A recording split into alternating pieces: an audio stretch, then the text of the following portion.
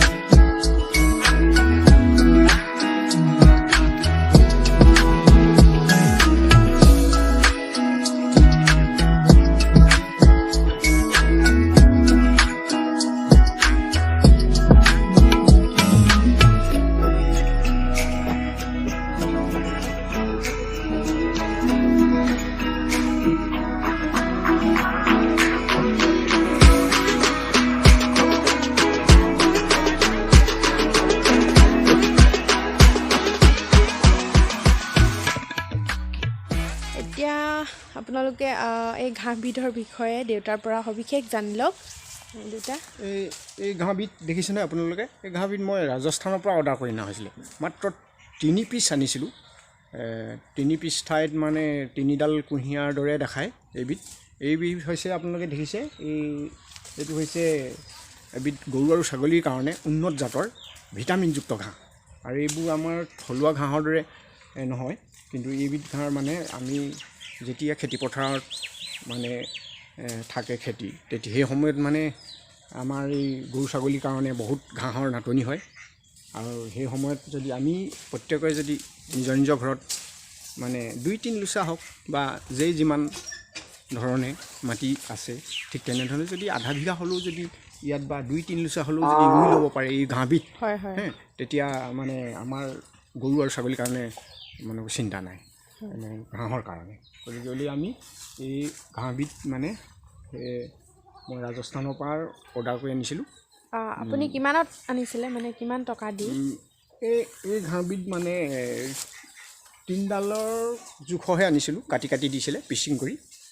মই আনিছিলোঁ 1 টুকুৰাত 5 টকাকৈ লৈছিলে, অৰ্ডাৰ কৰি আনিছিলোঁ। আৰু এতিয়া 7 মাহ হৈছে এই ঘাঁহখিনি ৰোৱা, এতিয়া ইমানখিনি হ'লহি। আৰু গৰু ছাগলীয়ে তেনে মানে খুব ধুনীয়াকৈ খায়, সেইকাৰণে মই ভাল লাগিছে। আৰু এতিয়া যথেষ্ট মানে এতিয়া ইমান কম হৈ আছে এতিয়া ঘাঁহ, গতিকে আৰু এতিয়া মই বহলাবলৈ চেষ্টা কৰিম।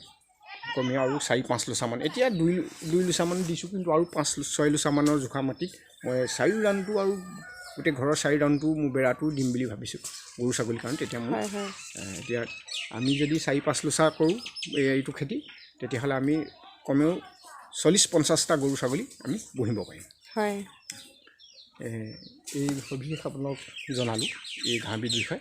আৰু যোনলোকে মানে এই ঘাঁহবিধ যদি ৰুই ল'ব বিচাৰে তেতিয়াহ'লে ইয়াৰ পৰা নিব পাৰিব সঁচৰ কাৰণে। আৰু ঠিক তেনেকৈ যদি আৰু যিবিলাক আমাৰ মানে বহুলোকে তাৰমানে ঘৰত গৰু ছাগলী পুহিম বুলি খুব হেঁপাহেৰে বাট চাই আছে, তেওঁলোকেও মানে এই ঘাঁহবিধ মানে ঘৰতে ৰুই লৈ মানে এই গৰু ছাগলী পুহিব পাৰিব। আৰু ঠিক সৰহীয়াকৈ যদি পুহিব পাৰে তেতিয়াহ'লে ঠিকভাৱে আপোনালোকে মানে লাভৱান হ'ব পাৰিব। এই ঘাঁহবিধৰ বিষয়ে আপোনালোকে ইমানেই জনালোঁ সবিশেষ। আৰু পিছে পৰে যদি আৰু বিশেষ মানে আৰু মই যদি বহলাওঁ এই ঘাঁহবিধ, তেতিয়া মই আৰু ভালদৰে আপোনালোকক জনাবলৈ চেষ্টা কৰিম। আৰু এতিয়া দেউতাৰ পৰা সবিশেষ আপোনালোকক জনালোঁ। তো কেনেকুৱা লাগিলে ভিডিঅ'টোৰ কমেণ্ট বক্সত আপোনালোকে জনাব। আৰু আপোনালোকক যদি দৰকাৰ হয় তেতিয়াহ'লে আহিব ঘৰলৈ নিবলৈ।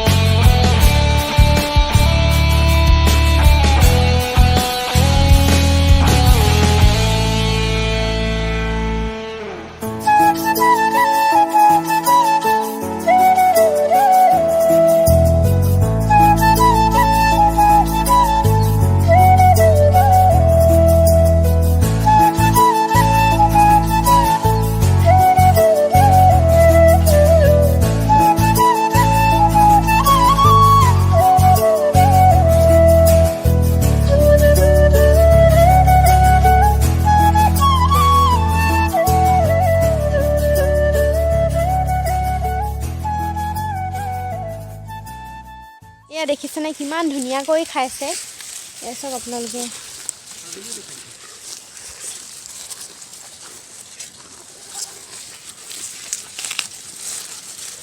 বেছি টাইম নালাগিবই থাকে খাওঁতে শেষে কৰি পেলাব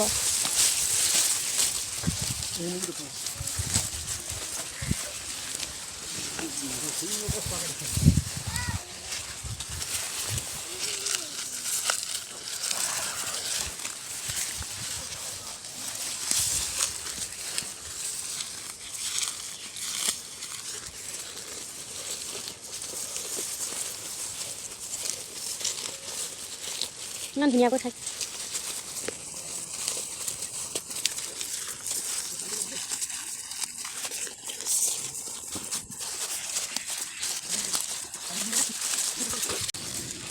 এয়া আমাৰ কাজলতা তুমি কিয় ইমান দেৰি কৰিলা আহোঁতে তোমাৰ লগৰবোৰে খাই শেষে কৰি পেলাব এতিয়া